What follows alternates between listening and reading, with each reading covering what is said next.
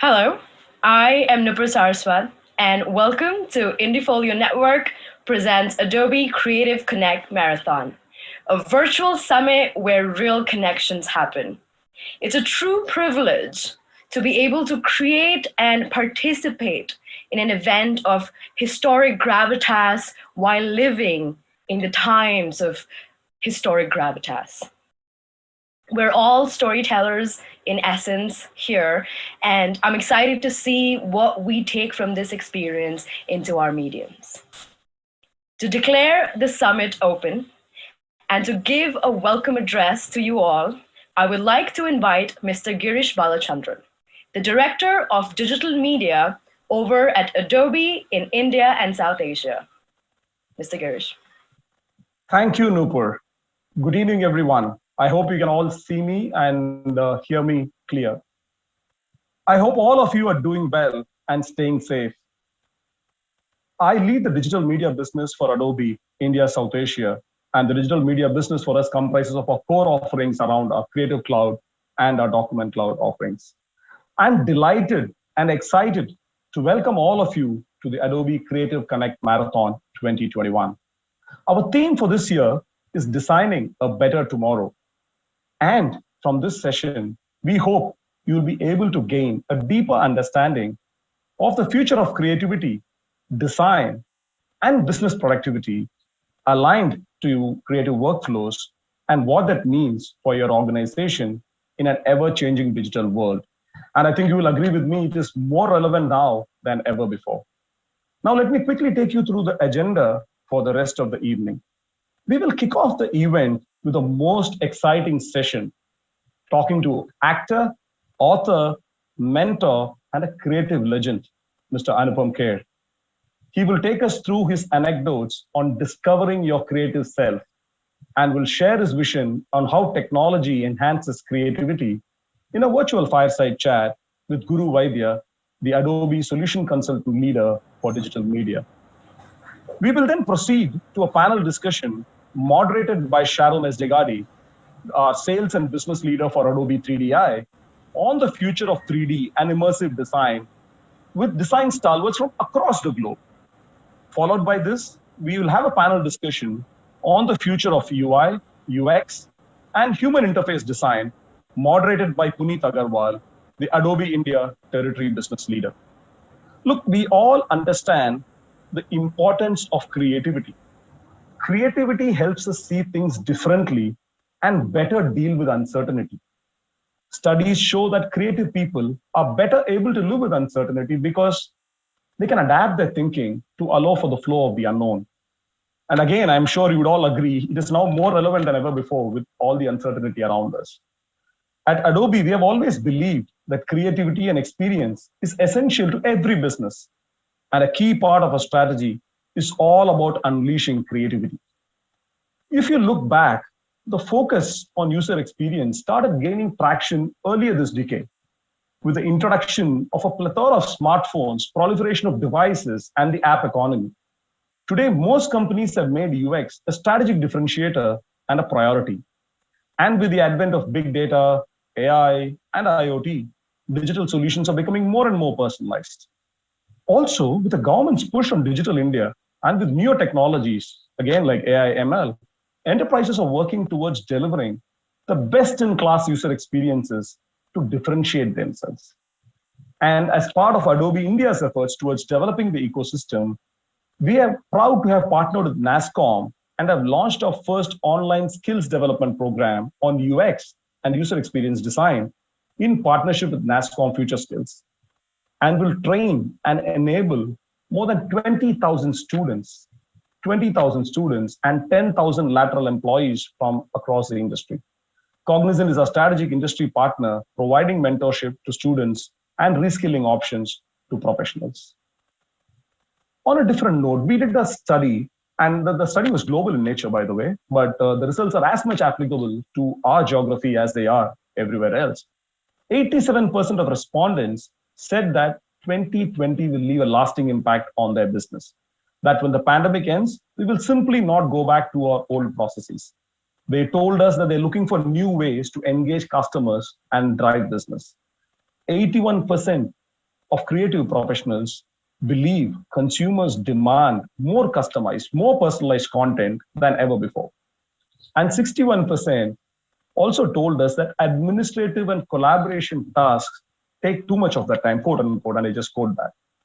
The pace at which the world is moving to digital experiences, enterprises today need a design platform that's built to scale. And with Adobe XD, design teams can collaborate without compromise. It powers collaboration at every step of the design process, from editing in real time with other designers, gathering feedback from key stakeholders across the lifecycle, handing off to developers, and more. I'm sure you would all agree that today, experience is at the center of everything. And we saw this play out more and more as the world plunged into the crisis, the pandemic, for the last close to a year now. And distances between all stakeholders, physical distances between stakeholders became a reality. Managing relationships, in spite of the distances, emerged as a key need, both at a personal level and at a professional level. And the only way it could be done was by enhancing the level of experience that we would deliver through every touch point, be it to the client, a partner, or other stakeholders have with us. And experience is redefined through driving creativity, like I said, across the value chain of content, from creation to consumption. And this brings an enhanced focus to all businesses on delivering immersive customer experiences and engagements using 3D and augmented reality. Till not so long ago, I think we would hear of computer graphics, 3D technology almost exclusively being used in the media and entertainment industry, either in the film industry or in the video game sector. But today, 3D and augmented reality have gone mainstream and are applicable to almost all the industries, ranging from media entertainment, e-commerce, and we've got a lot of successful client references in e-commerce in India, automotive, fashion, architecture, to name a few. And with the acquisition of Algorithmic in early 2019, Adobe formed a whole new division called 3D and Immersive, our 3DI division, bringing together tools such as Adobe Aero, Dimension, and Adobe Substance, along with a whole ecosystem of applications. This acquisition also reinforces Adobe's commitment to empowering its clients with cutting-edge technology and tools to design a better and sustainable future for both companies and individuals alike. The success of our customers, like all of you, not only makes us proud, it actually makes us humble. It gives us a reason to work harder to serve the creator in each one of you, as we firmly believe that the future belongs to those who create and design a better tomorrow. With that, I formally welcome you to the rest of the event, and I will hand it over to Nupur to take us through the rest of the sessions for the evening. A big thank you and welcome once again to all of you. Nupur, back to you.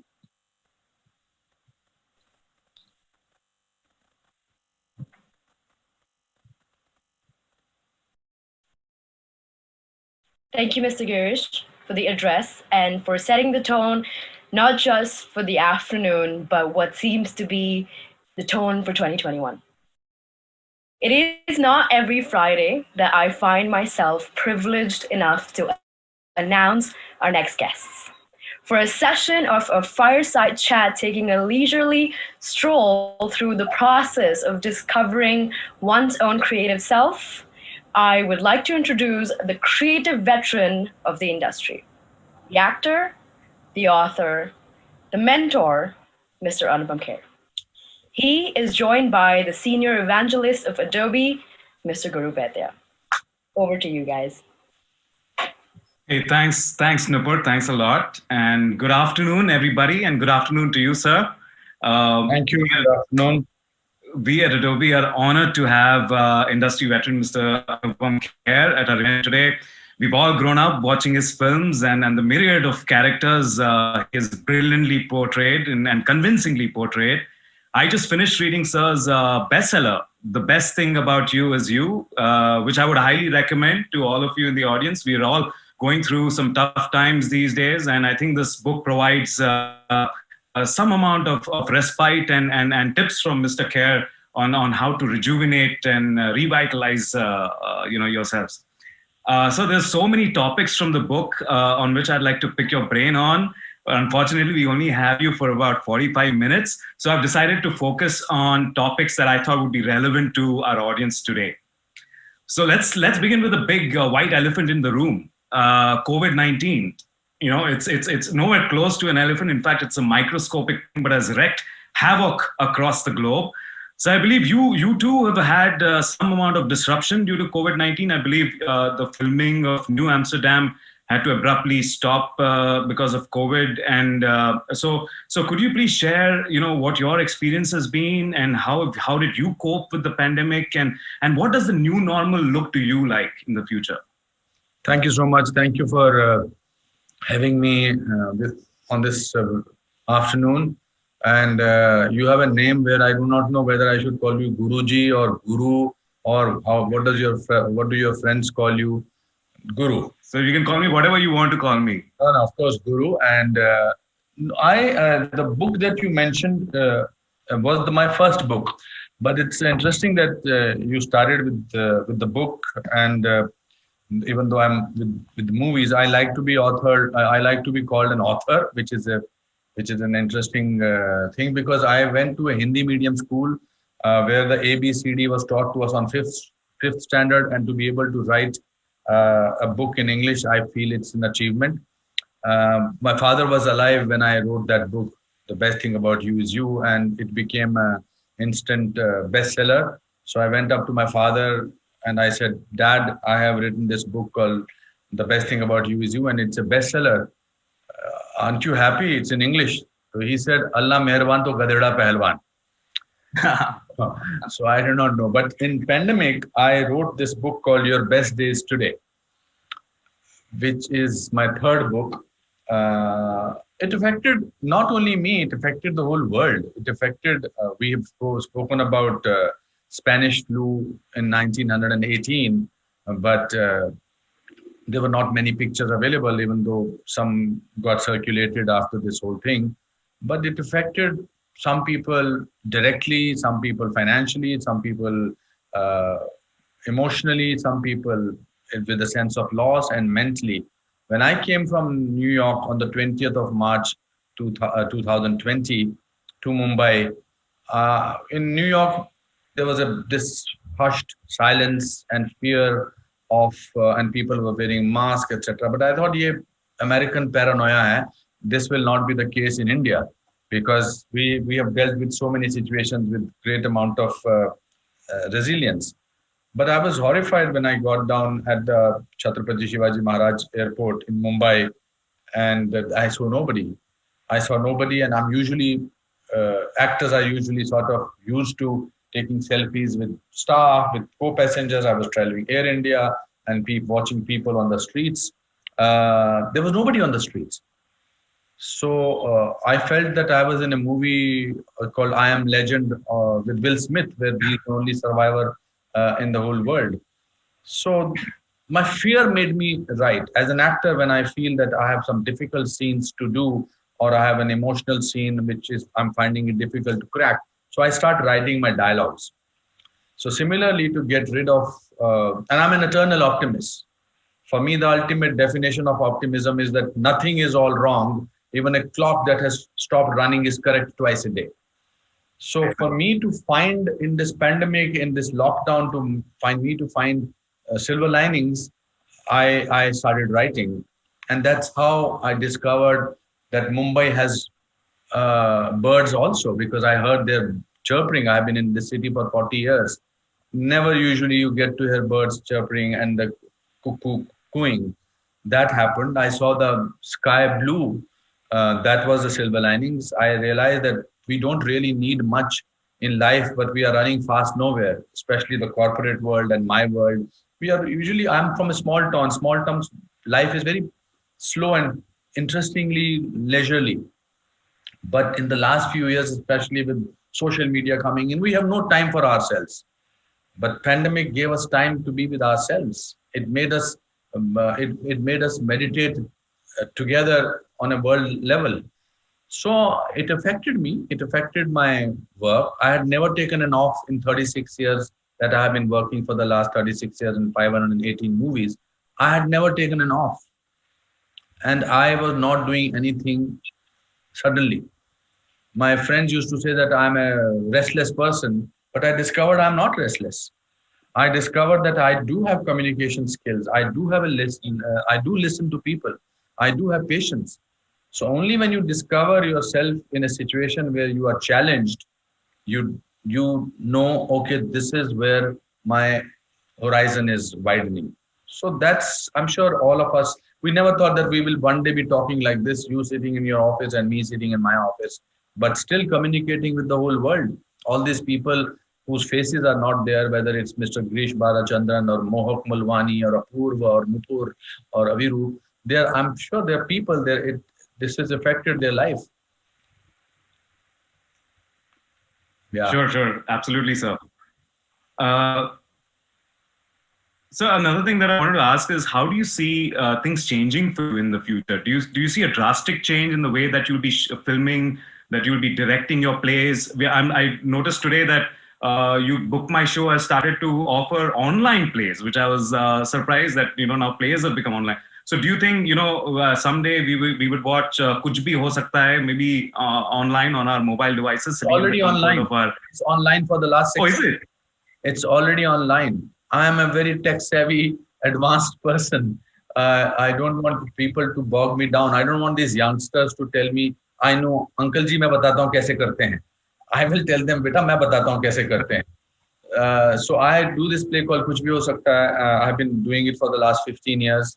And I've done more than 400 shows. And then I launched my website, theanupamkher.com. And because there was this lockdown, I said, let's put our show on. Luckily, we had shot the play. We had done it a 7-camera setup, very, very technically very advanced way. We had managed to get a very good crew. So it's on theanupamkher.com. You have to pay 399 rupees and you will be able to watch the whole play. I did feel that I did before I came to Mumbai. I did the shows in New York, and I think it's important. Though you will not have that feel about the audience, it will take a little time. But when you are talking about what kind of a world will we have, well, first of all, I think we'll have a better world of people. I think we had taken it for granted that we are the only inhabitants in this planet. We forgot that there are animals, there are birds, there are trees, there is nature. So this will give us a reality check that there are so many other things that are happening. It will also make us feel a little more compassionate towards each other. And the world has a way of finding new ways. My grandmother used to make food on angithi. Then my mother started making it on pressure cooker. Then the gas came. Now today we warm our food in that what's it called, microwave oven. But we are used to it. In my mahalla in Shimla, I lived in a small mahalla type of thing in Shimla. There used to be one phone. 5543 was the number of that. Banarsi Das ji was the jinki dukaan thi, red color ka unka phone tha. I made my first phone call when I was in 10th standard. I had a girl who I used to like, and she had a phone, so she said, "मुझे phone करना."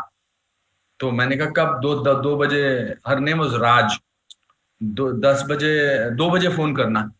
I had never made a call before that because जरूरत ही नहीं पड़ती थी. मेरे father के office जाना होता था तो फादर के ऑफिस चले जाते थे.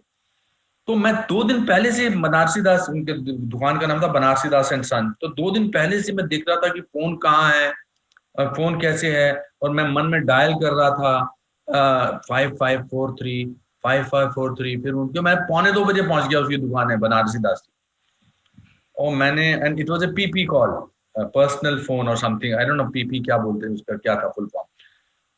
सो आई सेड मुझे फोन करना है. Now that girl was waiting for me at 2 o'clock. So I dialed 5545. So some lady picked up and I said, Raj. She said, हाँ बोल रही हूँ. And then I'm thinking to myself, यार इसकी आवाज फोन पे बड़ी ग्रफ लगती है. आम जिंदगी में तो बहुत ही स्वीट आवाज है इसकी. So she was Raj's auntie, whose name was also Raj. Okay. So I had a traumatic, but today I have two phones, and I was just trying to upgrade my own. This is my niece's computer. I was trying to upgrade my to the last thing. So life teaches you. We learn. Our grandfather used to wear a safa and a nachkan and a dhoti. We are wearing jeans and आप पता नहीं आप shorts में हो तो किस में हो. I'm not wearing any pants, sir. No, just kidding. Not wearing pants.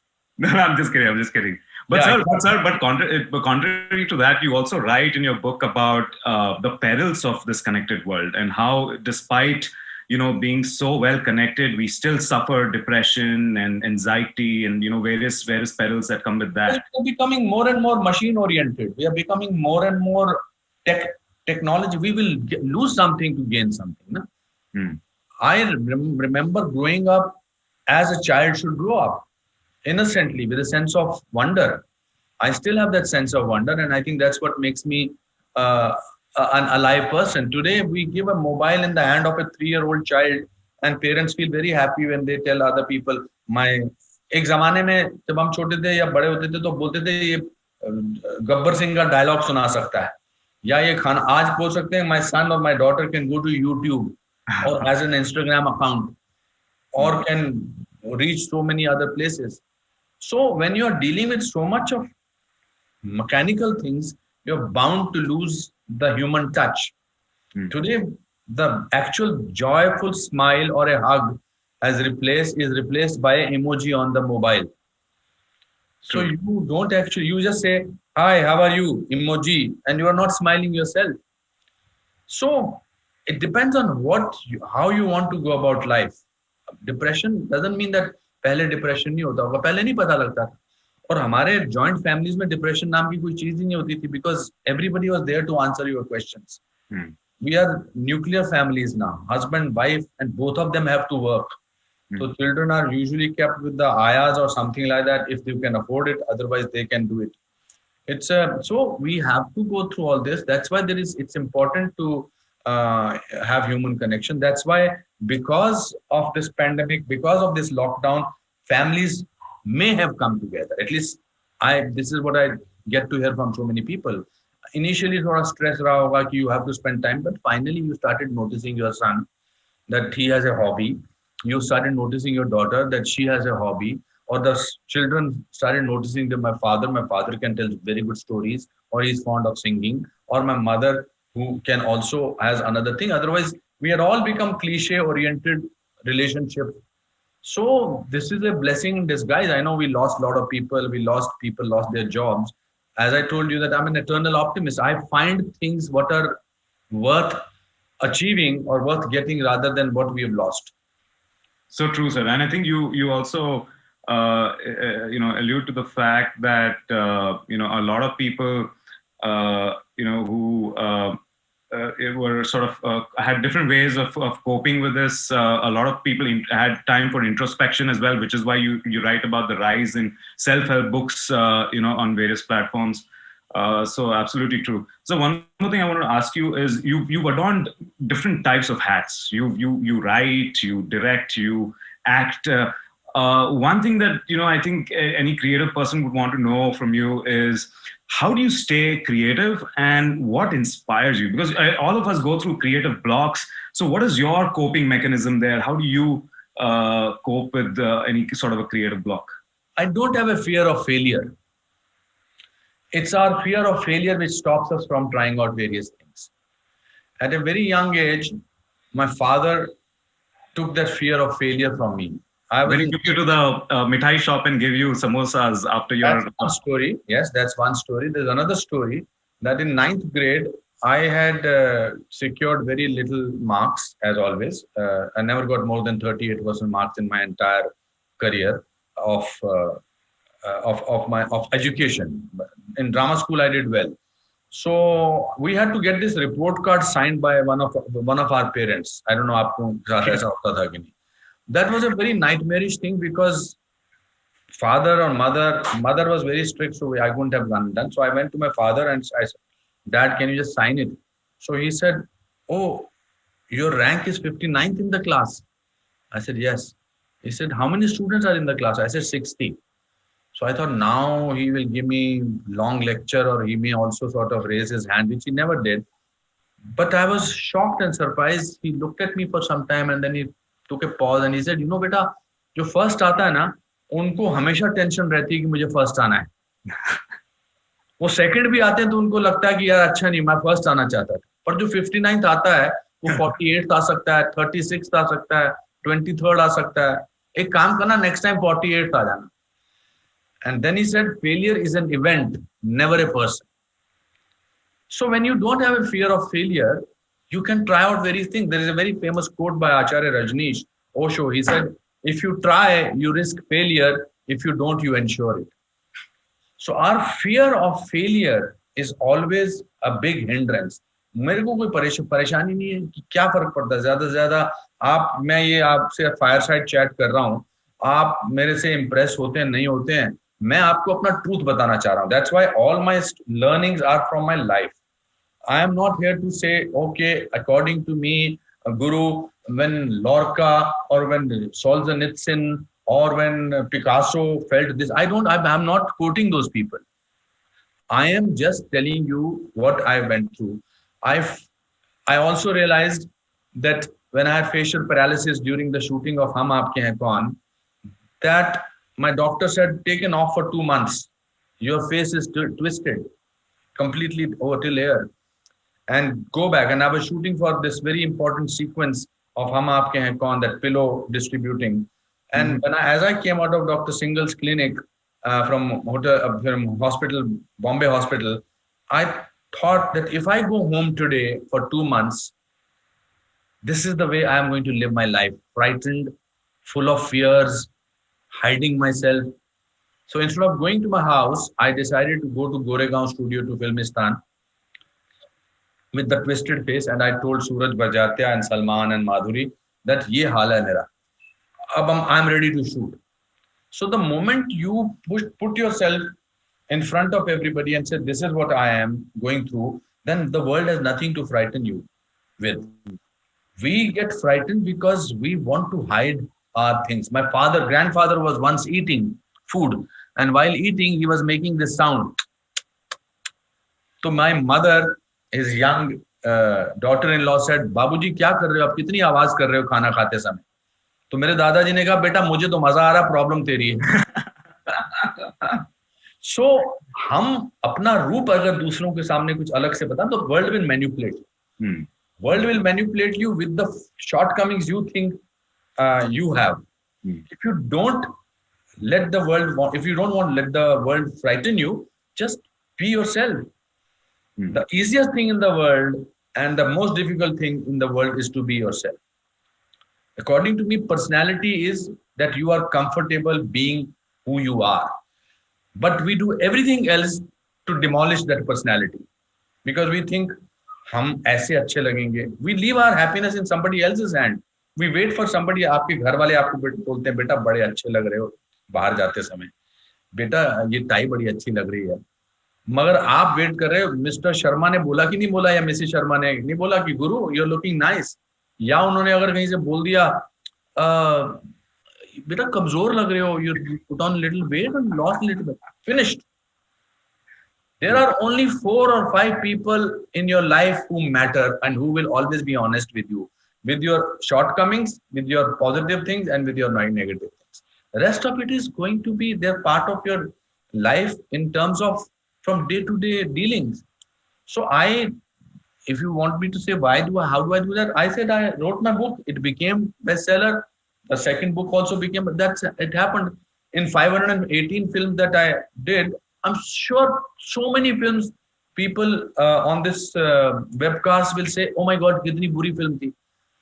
But मुझे लगता है काम से ही काम आता है. And for me, the worst film that I also did are part of my journey.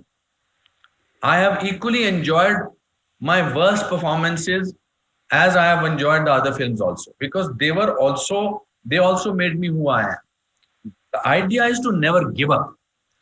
The idea is to remain optimistic. I was We were very poor. My father was the only earning member of the 14-member family. Dada, dadi, bua, bacha, bagara, sab log the. But we were very happy. So one day I asked my grandfather, I said, Dadaji, we are very poor. Why are we happy? He said, Beta, when you are very poor, the cheapest luxury is happiness. So you have to make choices of happiness. No? You have to decide that I have to be happy. Ab is baat se, I can be very unhappy by thinking how many people are better than me. Yaar, why am I not Tom Cruise? Why am I Anupam Kher? Why am I not Brad Pitt? Why am I Anupam Kher? Or I can feel very good. There are so many people who must be dying to be in my position. I'm sitting on the 6th floor of my acting school. Today we are celebrating 16th anniversary of my acting school. I came from Simla. Yes, I came from Simla with 37 rupees in my pocket on the 3rd of June 1981 to this city. And today I have 518 films. ये पीछे पद्मश्री लगा हुआ है, पद्म भूषण लगा हुआ है, 518 फिल्में के सारी किताब, सारांश, धोनी, परिंदा, कोसला का घोंसला, कर्मा, मैंने गांधी को नहीं मारा, दिलवाले दुल्हनिया, सब पोस्टर लगे हुए इस तरफ. ये देखिए. Wow. So क्या चाहिए मुझे? अब ये सेटिस्फेक्शन तो मुझे होनी चाहिए ना कि मुझे ये मेरी अचीवमेंट है. अब मैं इसी बात से दुखी होता रहूं कि यार मैं कुछ और भी कर सकता था, मैं कुछ बेटर भी हो सकता था. वो रोना मैं रोता ही नहीं. That's why I can try out various things. But do you think, sir, that it was the time when you went bankrupt? Do you think that calamity was brought this change within you, and had that not happened, maybe you would probably have the previous outlook towards life? Or no, I think learning जो है can happen at any moment. Learning is this conversation with you is also a learning process. You have to be like water that हर जगह जा सकता है. मुझे 2004 में जब मैं almost bankrupt हो गया था because I wanted to be a tycoon. मुझे पैसों का ज्यादा आइडिया था नहीं. I wanted to be this MGM or Warner Brothers like studios because I heard that Mr. Bachchan is going to be ABCL. तो मैंने कहा मैं भी हो जाता हूँ AKSL, Anupam Kher Studio Limited. So I borrowed money from people and did not know that I have to return it with the interest. And one day my chartered accountant came and he said, we are almost on the verge of going bankrupt. That is why how I started that play Kuch Bhi Ho Sakta Hai. Because I needed to earn money. I had only 4,000 rupees in my account and there was so much of karza. No, I think there are so many things that have gone wrong. It is your attitude. It is my attitude. One day, I also create situations where I never thought I will even get to shake hands with Robert De Niro. Never. But I said to myself, there are two pictures on my table. This is a picture of me when I was 16-year-old. And this is my first ID card of NCC. I'm surprised at the amount of hair you've got. Yes. I'm too sexy for my hair. That is why it's not there. And this is a picture of an autograph of Robert De Niro wishing me happy birthday. Was this recently when you met him? Yes. I have been spent. My idea is not to show off. My idea is that I keep both these pictures on my table. That this is the beginning and this is middle. Abhi kuch bhi ho sakta hai. That's why the play is called Kuch Bhi Ho Sakta Hai. You have to have this sense of wonder. You have to have, I don't carry the burden of Anupam Kher on my shoulders. It's so boring to say, मैंने इतना काम किया है, मैं ये झंडे गाड़ दूंगा. अरे बहुत कुछ है करने को. सीखने के लिए हर इंसान से जरूरी नहीं किसी महान इंसान से ही सीखना होता है. आम जिंदगी में अपने स्टूडेंट से कितना सीखता हूँ. You just have to keep your horizons open. Okay. Thank you, sir. So I've been ignoring some questions from the audience. So why don't we take a few questions from the audience today? So we have a question from Sindhu, who's asking, how can we create a niche for ourselves in the industry? First of all, you need to create a niche for your own self, for yourself, not for the industry. You need to think that you are a unique person. Because you are a unique person. God or whosoever is the creator of you sent you in this world being a unique person. That's why your fingerprint does not match anybody in the world. So that in itself is an example, is a proof that you are a unique person. Unfortunately, as we grow with age and time, we become mediocre. Because we start compromising with the world, we start नहीं ये ठीक नहीं लगेगा, नहीं ये घबराहट हो जाएगी, चलो इतने में ही गुजारा कर लेती हूँ, एटलीस्ट कर लेता हूँ या कर लेती हूँ. So unique तो दुनिया के लिए बाद में बनोगे, पहले अपने लिए तो बनो. Think of yourself as a special person. What is so unique about myself? What is so special about myself? It's only when you are special for yourself, you will be unique in anything that you start doing. So you need to first know yourself. What are your plus points? What are your negative points? I always start this class with my students that describe yourself in one word. So let me, Guru, play with you. If you have to describe yourself in one word, what will that word be? So I'd say talkative. Talkative. Okay, that's fantastic. But was it 5 years back also the same word?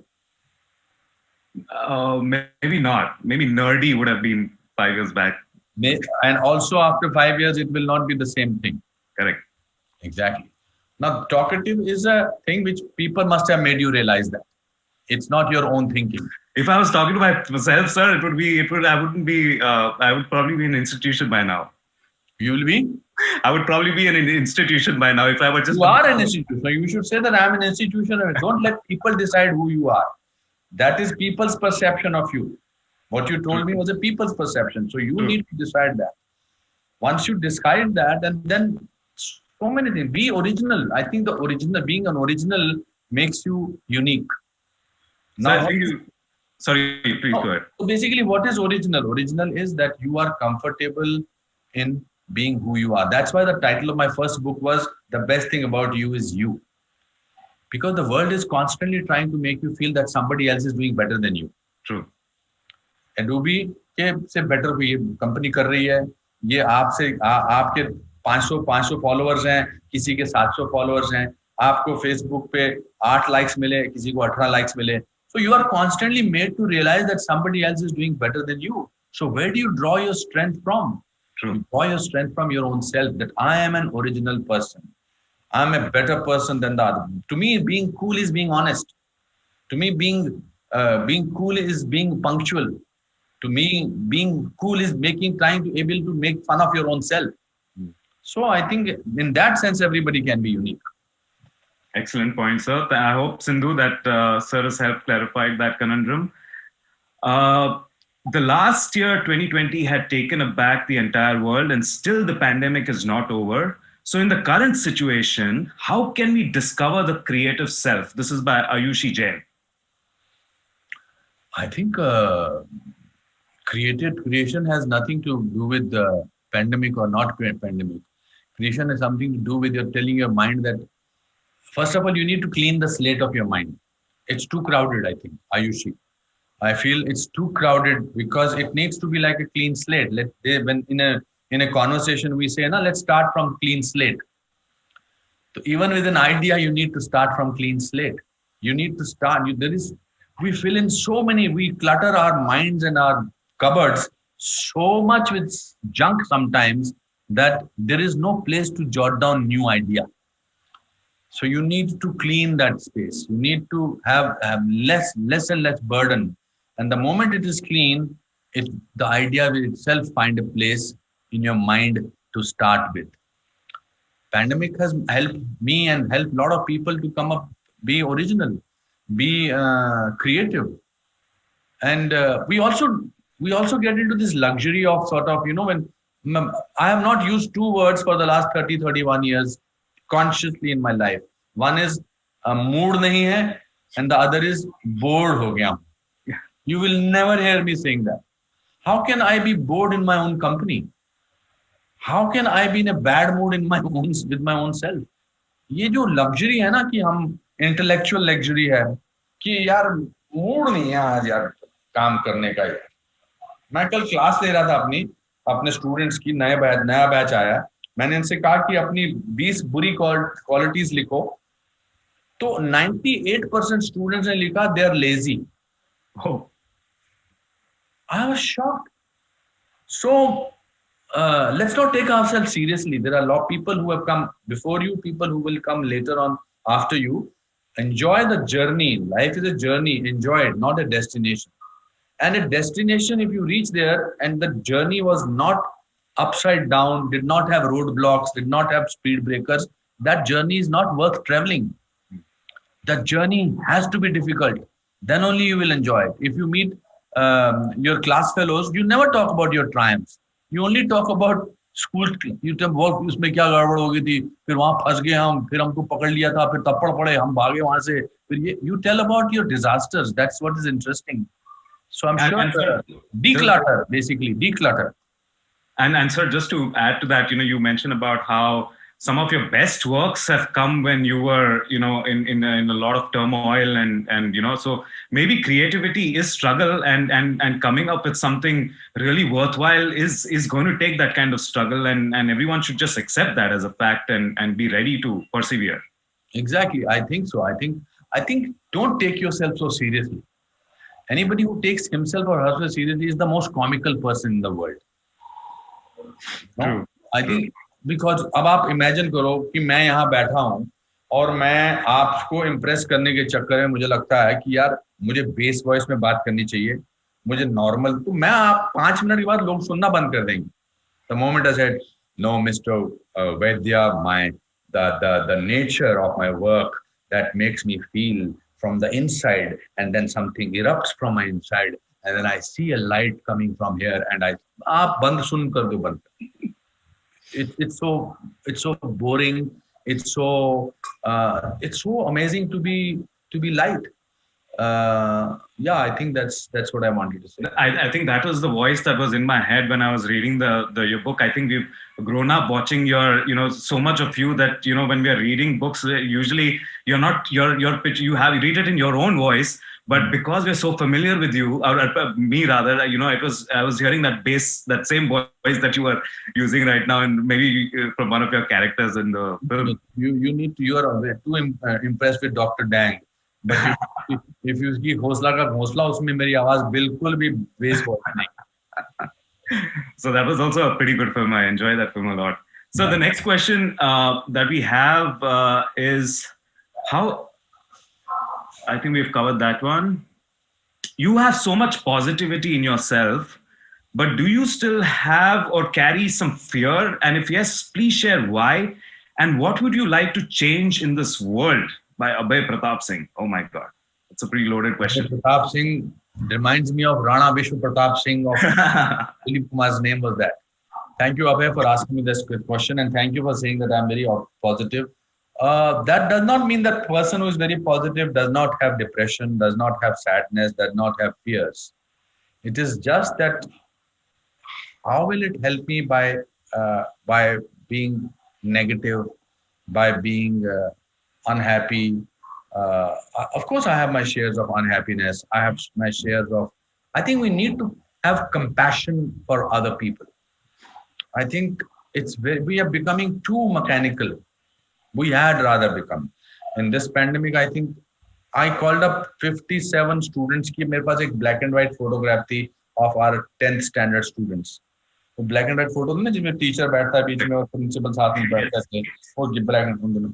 I came here back to Bombay and I called at least 36 people from that picture. It was such a joyous experience. I made an effort. And school में पूरे नाम बोलते थे ना, अनुपम खेर, विजय परूथी, तजिंदर बग्गा, विजय सहगल, सतीश मल्होत्रा, तो सबको मैंने phone किए, सब बड़े खुश हुए. तो I think you have to have small joys. Positivity and being happiness is a choice you have to make to yourself. The compassion is very important in today's time. Feel for the other person. Feel, and to be also to have this need to communicate. We had stopped communicating to people. We have stopped talking to other people. I'm telling you, smileys have replaced the real laughter. We see something nice, we don't enjoy it. We immediately want to take a picture through the camera. We don't want to see it through naked eye. And it has to start from families. It has to start. You have to tell your children that gadgets are fine. I know that's the need of the hour. But at least human emotion is always much more powerful. Through compassion, feel love for the other person, communicate with the other person.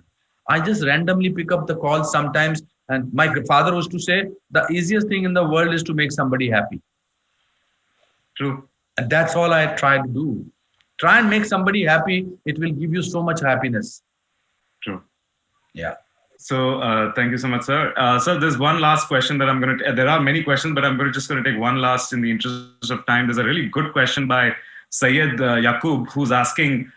So you spoke about appearing in many films where you were not, although it was a learning for you, but it was not a huge success in the box office, and you've had several criticism as well. So the question is, how do you react to too much criticism?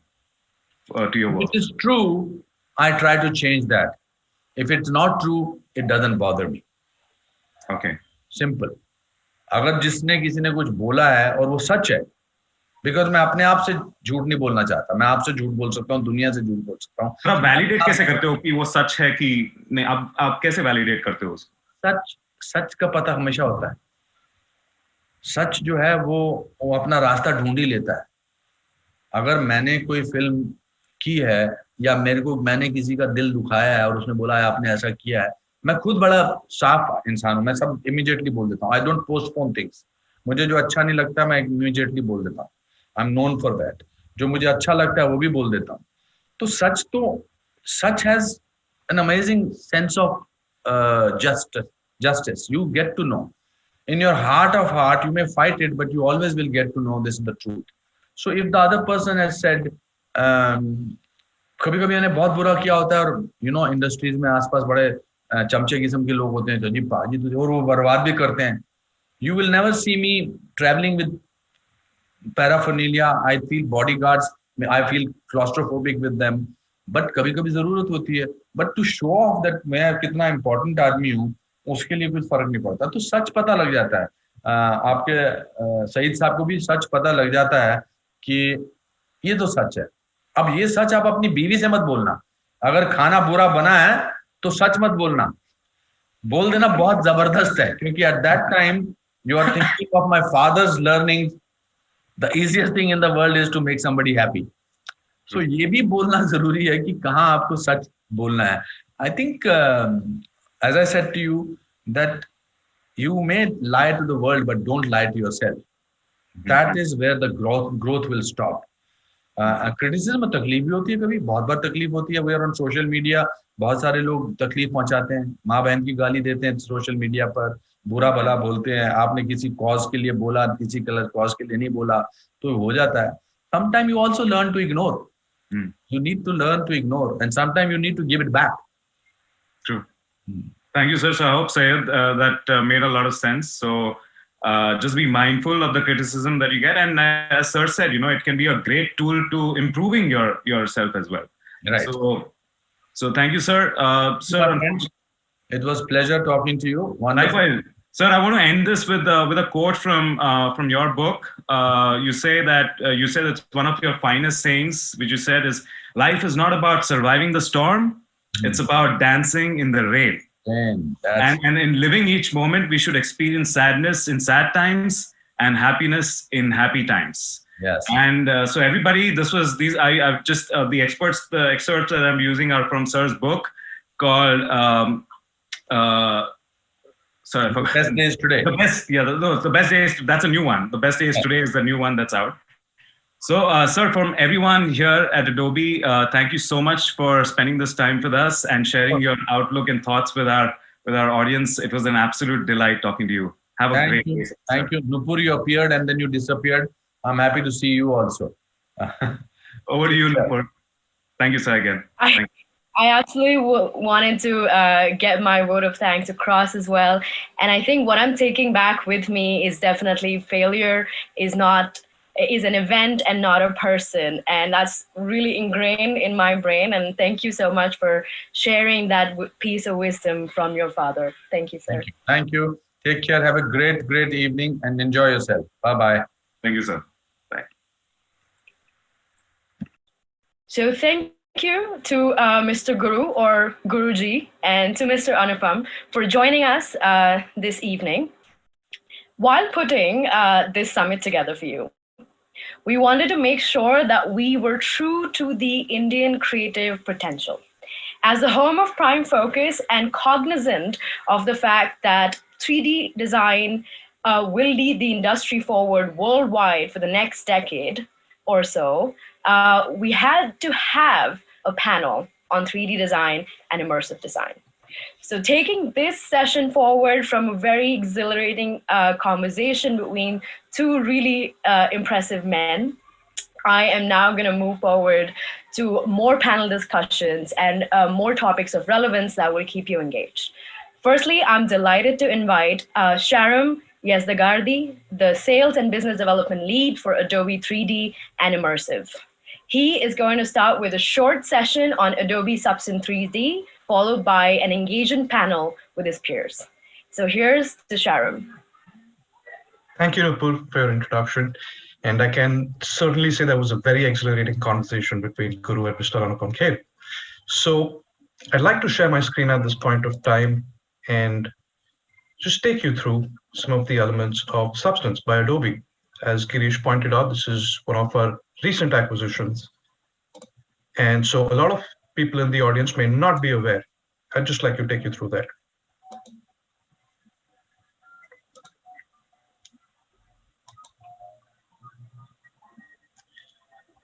Great. So with the acquisition of Allegorithmic, we formed a new division in Adobe called the 3D and Immersive division. And this certainly comprises of tools and content. And our tools are Substance Designer, Alchemist, and Painter. And the content we have is Substance Source. Since this is not a demo, I don't intend to deep dive into every tool and what we do, but I rather just want to give you a brief story on who we are and how we've been changing the world. So we come from the world of video game. And everything you see in this image has been created digitally, including the textures in the environment, as well as the character and some of the props that these characters have. And in 2010, we actually became industry leaders in the whole video game industry, with 95% adoption across AAA rated studios globally. And what this basically translates to is that over the last 10 years, if you've been playing any video games or your children have been playing video games, they're almost made on Substance, or 95% made on Substance. And so following this trend, we started to see adoption in the VFX and animation industry. This was around 2013 and 2014. And following that, most of these and this is again with, big studios, we're talking about Pixar Animation and Technicolor, where we're now starting to become the standard for texturing. And what this basically translates to is any blockbuster movies are all now dependent on Substance. I want to point out over here that movies like The First Man and Blade Runner 2049 are both Oscar winners for VFX. And Alita the Battle Angel was also an Oscar nominee for VFX. So moving out of the world of media and entertainment, we come to the world of design and architecture. And this is a space we've been working since 2015. And we heard from industrial designers and architects that they needed the same workflows and the same video game technology in their pipelines. But when a tool is being created by one set of people to create fantastical content that doesn't apply to industrial designers, they need to make real world content that is believable. And since 2015, we've sort of exploded in this world of industrial design and architecture. Just putting out industries over there, like the automotive industries, heavy machinery industries, tech, your filters on Snapchat are actually made on Substance. And how are people using Substance in this world of industrial design is very interesting, because we're seeing organization-wide adoption, where people who are product designers in the engineering team use realistic materials to pre-visualize what they are going to create for the physical world. At the same time, down the stream, you have people in the marketing division who have to design content that is disposable on an omni-channel front. And so we're seeing Substance being used across organizations. One of the key things I want to talk to you about today is the use of Substance in virtual photography.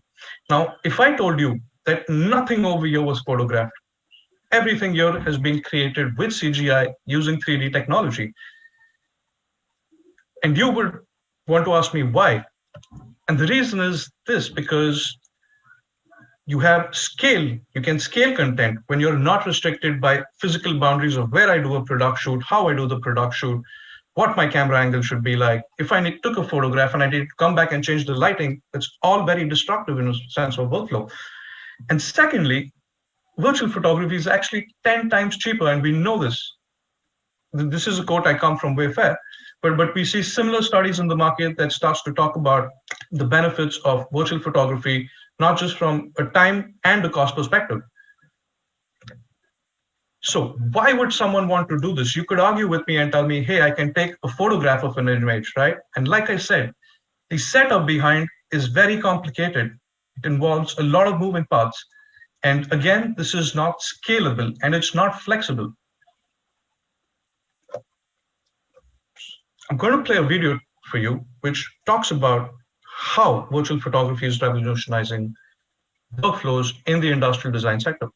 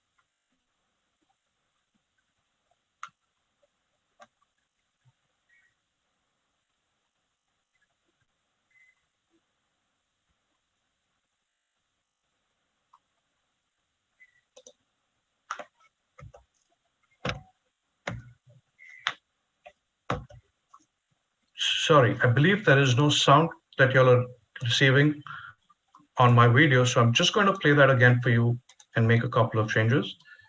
Hopefully we get sound again.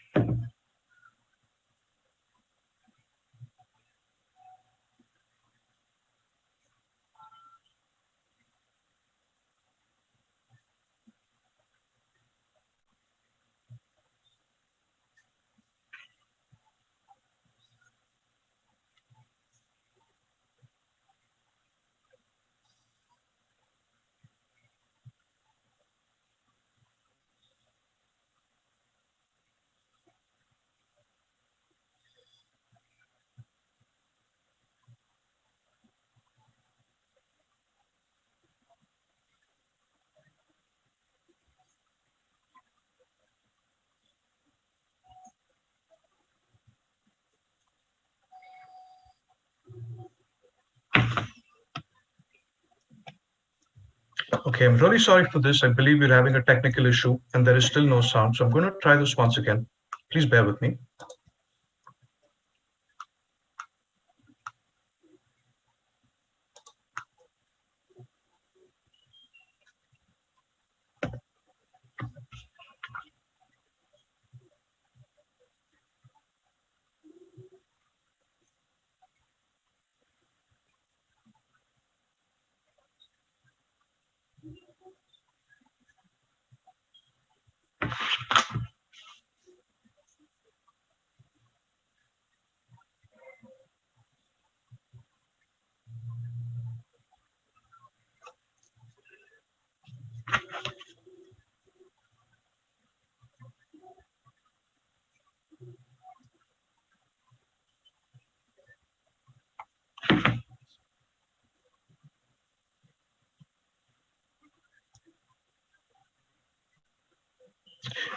Okay, I think we will require me to stop sharing my screen and share it again. Just please bear with me for this. Apologize for what's happening here. Live event, folks. Sharam, please take a second to start your screen share again. We will watch the video over again, this time with sound. That sounds okay? Sure, just give me a minute, please. In the meantime, I would invite all the delegates to drop any question they have so far on what Sharam has shared with us, as well as knowing that we're moving into a 3D panel. I would invite everyone interested in the topic who wants to know more from the side of Adobe, and also from our panelists who are coming in to drop their questions. You'll find the option to drop your questions right there in the auditorium. Okay, so I'm going to give this one last try. And don't worry, this video is out there in the public domain. So if we don't have sound, we can always have a look at it on the internet.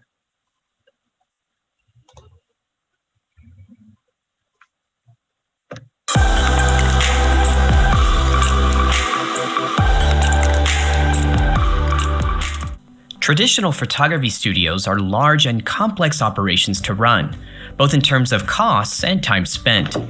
They face limits due to their heavy logistics, low content velocity, limited customization, and scalability.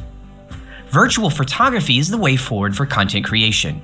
Using 3D for asset production and imagery, this new workflow solves traditional photography's key issues and allows the production of images faster, at scale, while preserving a high level of quality and unlocking new creative possibilities. Companies who have invested in virtual photography have also reported up to a 10-fold cost reduction versus traditional photography, while also enhancing their sustainability mandates. This means no need for studios, cameras, or even a real product, and you can start obtaining results without necessarily being a 3D expert. We made a series of videos to show you how to make different types of e-commerce and marketing shots using Adobe's 3D tools. You will learn how to use sophisticated materials in Substance Painter and even create your own material using a single image in Substance Alchemist. We will then move to Adobe Dimension to showcase the seamless interaction between Dimension and Illustrator to apply branding on your objects, how to work with lights in 3D, and finally composing a scene with a photographic background.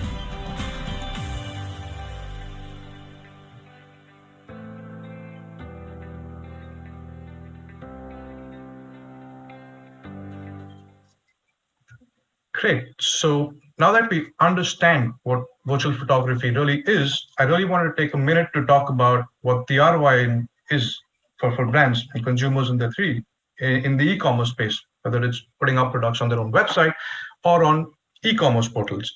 So the first thing we see that we do know we're living in a visual economy. The more content you can push to your customers, the better buying decisions they can make. And we see that when you use 3D and technologies like AR and VR to interact with your customers, we've seen engagement go up 11 times. On the other side, because 3D allows you to be scaled, to scale at ease and to be flexible with what you're creating and how you make changes, you save time and cost over 10-fold. So without going too deep into this part, I'd now like to move on to my panel. We have a panelist right here to take you through some of these key elements on virtual photography and 3D as well. I will stop sharing my screen at this point of time and just like to introduce my panelists. So our first speaker for today is Harshal Biroy. Harshal is this 3D ops manager at Amazon Imaging 3D Studios in India. Being a 3D veteran in the CGI field, he has over 18 years of experience in both film production as well as architectural visualization, and both these industries use 3D. In his current role at Amazon, his contribution is focused more on driving innovation and creativity and leveraging 3D as a medium. Harshal also holds a degree in commerce and is a certified Lean Six Sigma Green Belt professional. Our second speaker for the panel today is Keshav Vijayaraghavan. Keshav is the CEO and co-founder of House of Blue Beans in Bangalore.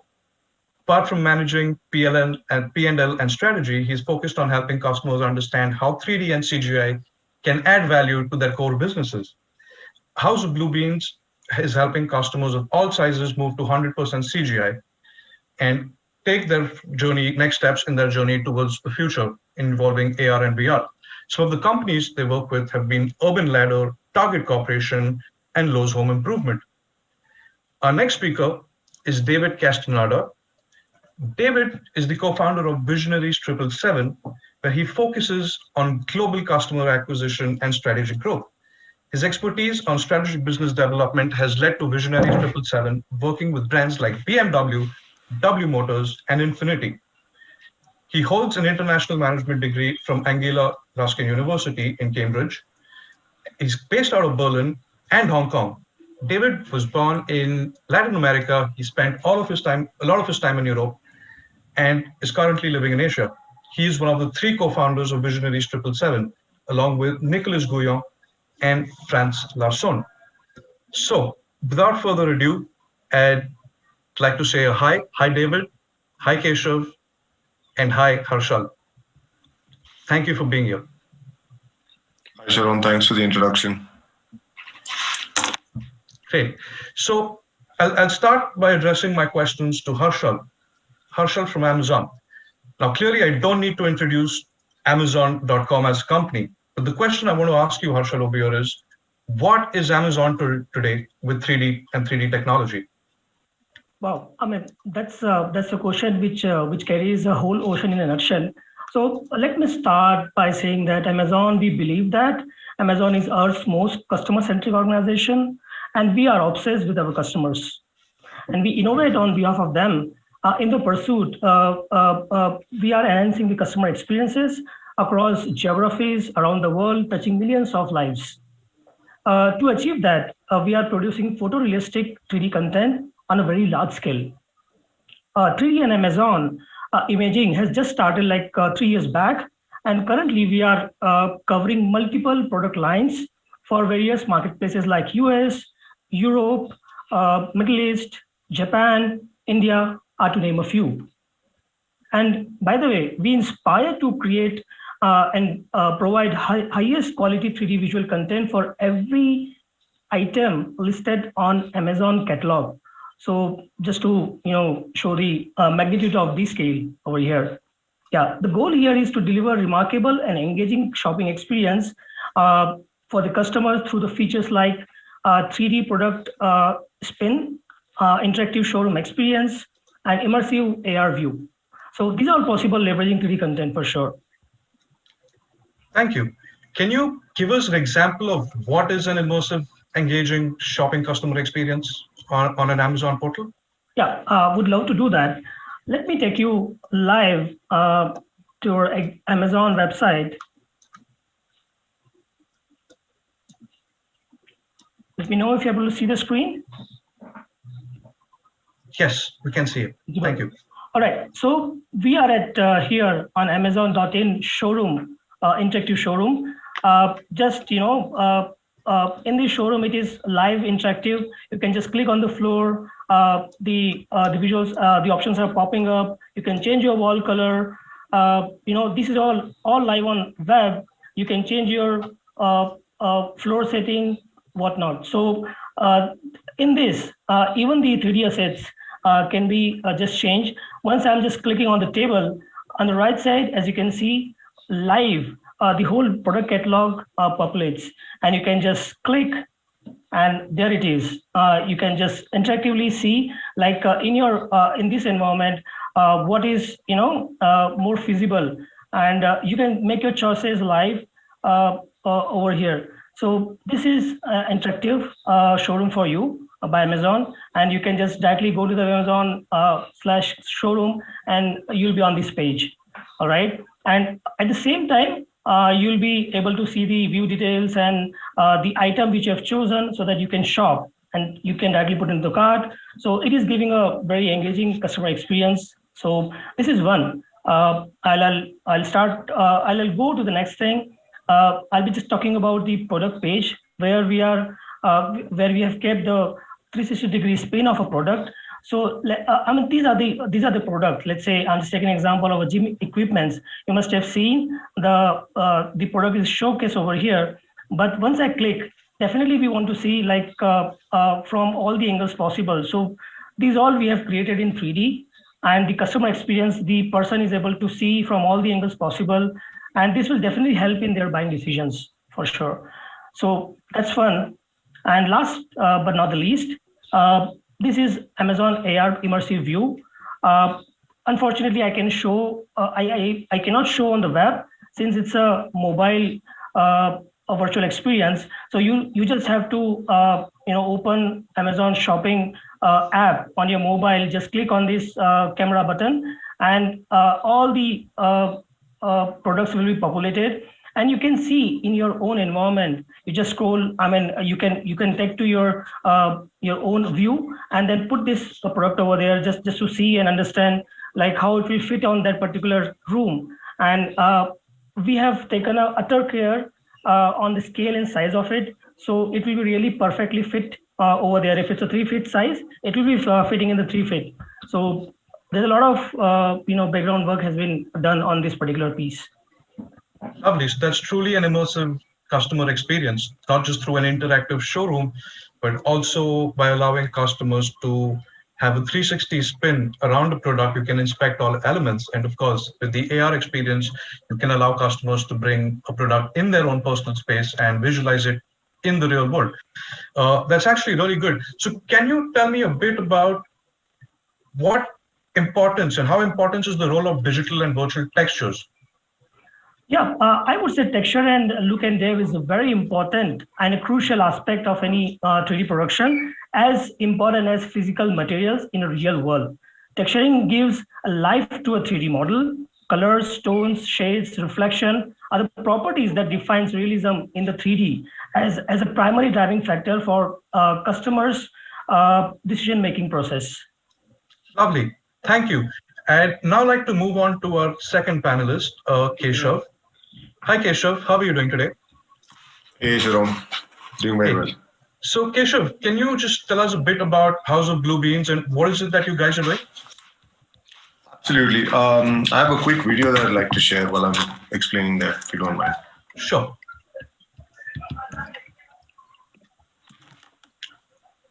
So House of Blue Beans is an end-to-end visualization company, and what we essentially do is we handhold companies and our customers with end-to-end 3D digital transformation.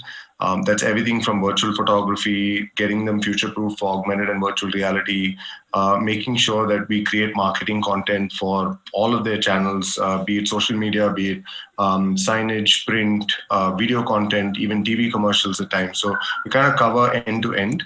And these are some of the samples that you can see on screen just to show you how real the assets can look and how real the environments can get. So this is where we specialize, is end-to-end 3D digital transformation, from creating the 3D asset to creating inspirational content for virtual reality, augmented reality, etc. So in a nutshell, this is what we provide. Our primary solution is called Digitize. It's an end-to-end computer graphics solution where we create one 3D asset for every product in the customer's inventory. And from that 3D asset, we're able to derive inspirational content, video content, silhouette and white background images, 360 spins, functionality, animation showing how the product can be merchandised, can be sold, can be used, social media content, virtual and augmented reality experiences, and recently we've even done content for TV commercials. Lovely.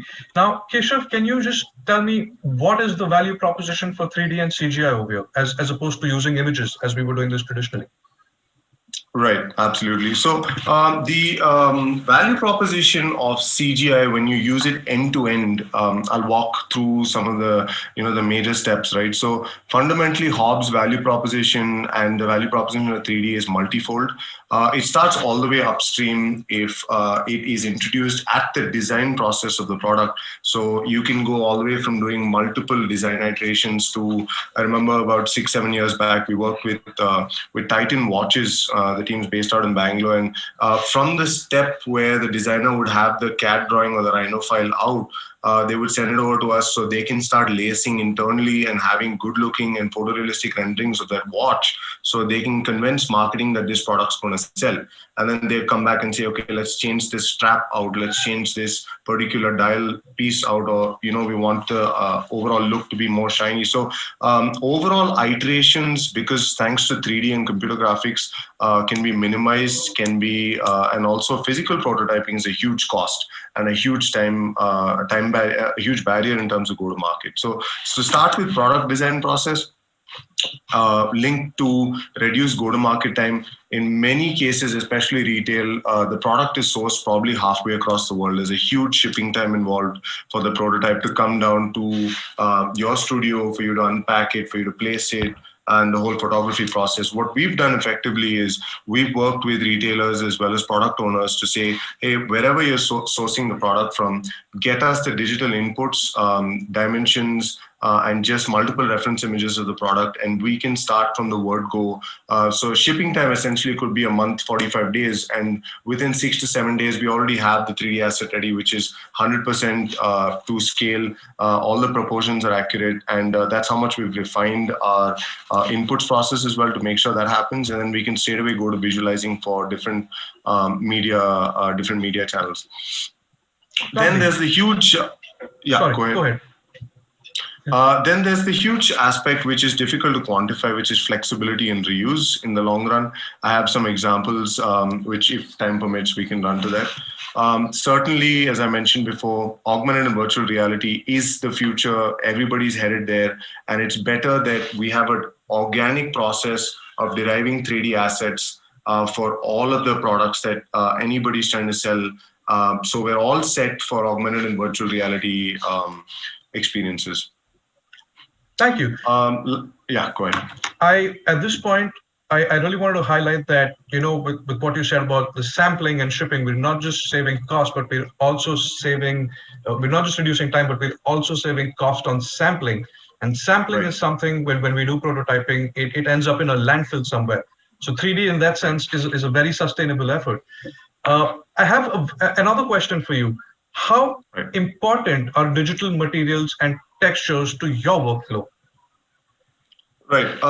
To simply put it, I think the most important aspect is after being in this field for about 8 years, 9 years, we've realized that the bridge to the world really transitioning to every industry, really transitioning to proper 3D workflow is the fact that every single real world material that exists needs an equal and equivalent digital material out there, right? So for a simple example on screen here, you can see a Whirlpool washing machine, and this Whirlpool chrome finish is very different from the standard chrome finish. So we are looking to use, softwares like Substance to create this real world material. So we have an exact equivalent of what exists out there in the world, and to absolute 100% precision have that equivalent material library out there. All right. And before I move on to David, my final question to you, Keshav, is what was the reason that the team at House of Bluebeans decided to deploy Substance in their pipeline as opposed to other 3D tools? Right, absolutely. So there are two major reasons. One is I would say, here's an example of Substance Designer, right? The Substance suite comes with so much of flexibility. 3D is an extremely complex workflow when you're trying to create photorealism out of it, right? So this example that you can see here is a wicker chair, and the entire handle is extremely complex to model. And it's amazing that Substance Designer can kind of help us do this in 1/3 or 1/4 the time with much more flexibility. Where we're actually looking at this, it's a texture map versus a model. So that's one. The second aspect is the fact that when we're looking to cover so many business cases from one single 3D asset, that 3D asset needs to be created in a very singular workflow, right? So Substance allows us to create that singular workflow where we're able to create a photorealistic image of the product as well as have a lower fidelity asset which is near photorealistic, but still uses the same texturing workflow and is completely ready for augmented and virtual reality experiences. Lovely. Thank you, Keshav, for taking us through that. With this, I'd like to move on to our third panelist, David Castaneda. How are you doing today? Good. Thank you. Thank you very much. Let me just share my screen real quick. How's everything? Sure. All good. Thank you for being here with us. So, David, your company, Visionaires 777, specializes in augmented and virtual reality experiences. Yes. Now, how are your customers currently using AR in mobile devices? Just double check, you can see my screen, right? Yes, we can. Perfect. Yeah, so, I mean, first of all, thank you so much for the invitation. We're very excited to be here, and we're a huge fan of Substance, so I'm very looking forward to sharing this with you. So in terms of augmented reality mobile devices, so I prepared a few examples. So these are a great example of our customer where, they have dealership networks worldwide, and they need to have sales tools for their employees to be able to showcase a huge array of vehicles. Now, this is a bit of in our industry, like a bit of an older project. We released this 2 years ago. There's a new update coming up in 2 months. But even at that time, you could see how even a simple iPad or an iPhone or an Android device could already leverage the idea of how utilizing real-time 3D assets to visualize a hyper-real vehicle. And so the idea of this is we really have to get as close to reality as possible, because eventually the salesperson will then activate the augmented reality tool, and they can then visualize this on any environment. So in this case, I just put it on a table. I can then visualize. I can make the vehicle to scale, or I can make it fit into wherever I am in the table, for example, and I can get really close to look at every single detail. And the reason why this is important is because in the future, these mobile technologies will allow us to press a button and the car will come and pick us up instead of us going to a physical showroom. So this is another great example of how mobile technologies are now capable of recognizing 3D objects. So in this case, we created a training tool whereby the sales team, it makes it easier for them to explain all the technicalities and all the, bells and whistles of the vehicles. So we can actually produce like an X-ray kind of visualization by overlaying a 3D asset to scale on the vehicle. And then finally, what is happening more and more, as my two industry partners just pointed out, everything is becoming more about how can we utilize real-time web solutions. So this will be the next step in terms of augmented reality, not just having to download an app, which is something that sometimes puts people off the experience. But first, how do we optimize the solution so that it plays very smoothly? By the way, this is already online in the Infiniti website in China. You can go on and you can look at the vehicles. So it's a great example of how to utilize this kind of technologies in mobile. Yes. Thank you. I think you actually touched upon parts of my second question. So my question is, currently, do people need to download apps to experience AR? Because this can be some sort of a barrier when you're trying to entice people to try new things. And is this always the case that people have to, interact with AR products through an app? So the answer is no. And I have two examples. Maybe I'll jump to this example. So the reality is that now these mobile technologies are becoming much more advanced, and so we don't need to download apps to experience AR. There is something called Web AR now. Items need to be optimized to a certain extent. Of course, you cannot have as much flexibility as a 3D asset is not on your device. But what we can do is really have amazing web experiences. And so I wanted people to actually try this out on their devices. So as soon as this video ends playing, you should be able to scan it and play it and try it out. So what we see more and more of is our customers saying, of course, in a B2B environment where you need to have a hyper-real and, again, Substance is a great example, how we need to be able to use these kind of textures and reflections and make sure everything is looking perfect for a showroom environment. We definitely need to have an app that needs to be downloaded onto a device. But when we have an experience where we want the customer to, have a 20-second or 15-second download, there is no way that you could do this. So actually, this is where I wanted to get to this point in the video.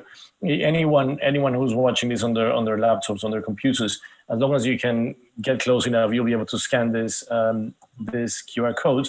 If you scan the QR code, you'll be able to test this Web AR of a vehicle we designed on your living room or on your table. So yeah, this is a great example of how we can actually even drive the vehicle, change the colors. So the more of this, we'll definitely see more of this, especially with 5G coming in. That means that we have lesser limitations in terms of optimizing the 3D models. But again, the tools like Substance definitely help us to make sure that we have different qualities of textures depending on the requirements that we have. And so it makes it so much easier for us to come closer to this reality of utilizing AR without having to download apps in the future. Yeah. Thank you. So I think I'm going to ask you a question about, because we see this a lot, the deployment of technology, AR and VR certainly, in the automotive industry. So my question is, are there other industries beyond the automotive industry that who are experimenting with AR, VR technology and who are driving customer engagement through that? Yeah. So that's definitely one thing. We can see previously companies like Amazon and furniture brands, utilizing this, and of course, needless to say, we are also working outside the automotive industry. We've been seeing a huge demand in the insurance industry. We've been seeing a lot. So we are working with railway companies.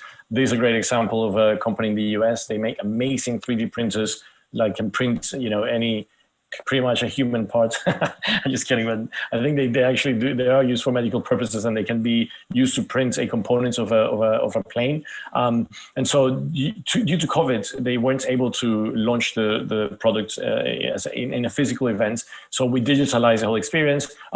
Great example of how AR can be used to reach the masses and really experience the product to the point where you can actually in this case, you can download the app, Stratasys app, you can download it in India also. You can look for it in the iOS or Android store and, put the 3D printer in your living room and then see the actual size it would occupy. So that's one industry. Another industry that we're seeing is, there's a little thing here. As always, technology plays tricks on us. There's another industry that we are exploring heavily. It's the jewelry industry, massive market, of course, in India. But this is really a big topic in this industry. More and more people are buying jewelry through e-commerce. And so those experiences, the idea is that in the future, you could really just go on Amazon again, or you could download the app and you could just, test the product on yourself before you buy it. This was something that we did a couple of years back. So of course, hardware in that sense was a bit limited, but we really optimized the 3D model using as much technology and resources available as we could, so that people could just print out the little QR codes and put on the wrist and then try out the different watches. So we'll definitely see more of this in that industry, and it's very exciting. Of course, with facial recognition, more and more of these things are happening everywhere. So that is definitely very exciting. Yeah. That is indeed exciting. So David, I want to talk about the DAB Motors project. Now, yes. We actually published, the Substance team published an article around this project that you all did, that Visionaries 777 did for your customer, DAB Motors. Yeah. And in this, we actually covered, how you bring a product to life through textures. Now, sure. I want to point out over here that you all actually won the FWA award. Yeah. For this WebGL experience. And for the audience who are not aware, the FWA award is the favorite website award. And this is awarded to basically for companies who are innovating with cutting edge innovation and design and development. So can you talk about us? Yeah, for sure. Yeah, absolutely. So first of all, thank you very much for that great introduction. I couldn't do it myself even any better. I think it all comes down to, first of all, you need a great customer. So first of all, thanks to DAB Motors, they need to trust companies like ours to, bring these things to reality. Secondly, a team, the team that we have in our company, it is extraordinary. These amazingly talented people. And thirdly, technology is available to us. And this is where Substance would come in. These kind of technologies enable us to work much faster, smoother, produce amazing results when it comes to visual quality. Without these three elements, we definitely we wouldn't be able to reach these kind of things. By the way, I put the QR code so you can also try this one out.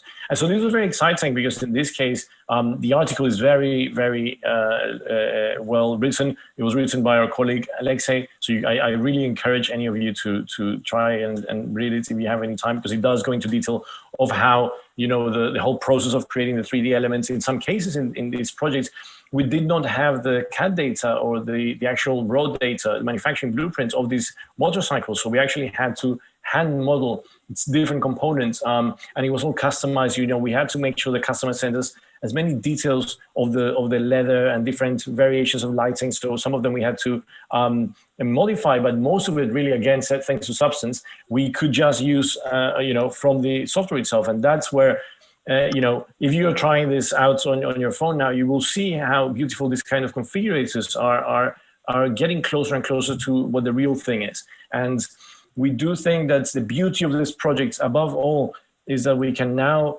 proudly say that we're getting close to the reality of eventually you don't even need to look at the physical product, because you'll be able to be convinced with just a digital one. Of course, you always want to try the jewelry, drive a car, and try out the motorcycle. But maybe in the future with mixed reality, we'll be able to get to that reality. And all of these efforts are getting us one step closer to that, right? The more we can rely on companies like Substance, Adobe, and talents, many people getting into this industry. The fact that Substance does exist, it means that many more people can get into the industry, for example. So you don't need to become an expert in all of these topics. All these available tools make it easier for anyone to get into this. And so this is very exciting.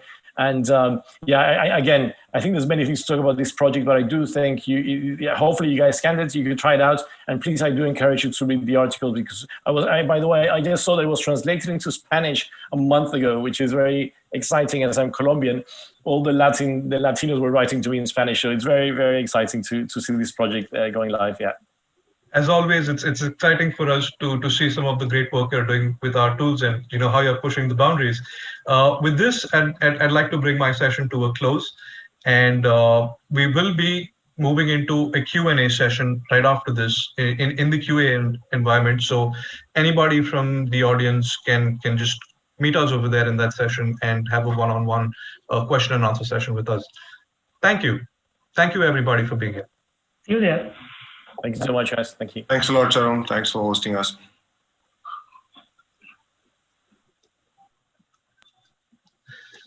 Thank you, Sharon. Thank you, David. Thank you, Harshal. And thank you, Keshav.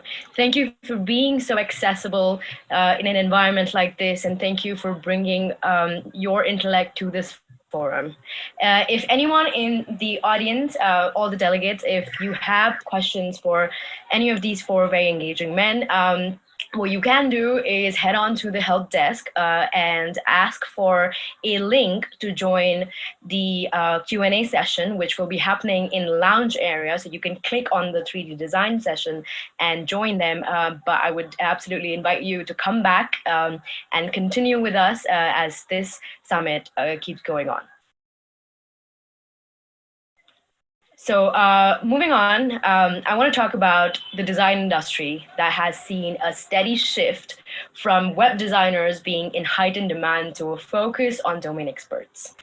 Companies are looking for talent that has the inverted T skill set of a deep focus in UI, UX, and considerable experience in research, product experience, and user interface. With a steady digitization of all traditional industries and a boom in startups in 2020, even seeing a growth in national unicorns, UI UX talent is fast becoming one of the most coveted and highly paid in the design industry, which makes this upcoming panel all the more exciting and relevant for our times. So without any more delay, I would like to invite Puneet Agarwal, the head territory business of digital media for Adobe in India and South Asia, to open the panel for us. Puneet. You're on mute, sir. Sorry, am I audible now? Great. Yes. Thank you so much, Nupur, and good evening, everyone. As we know that we are into the new normal after the COVID situation, the customer journey is something which is highly impacted. And with the kind of shift which is happening in the design industry, the UI UX journey is becoming more and more relevant and more complex as well.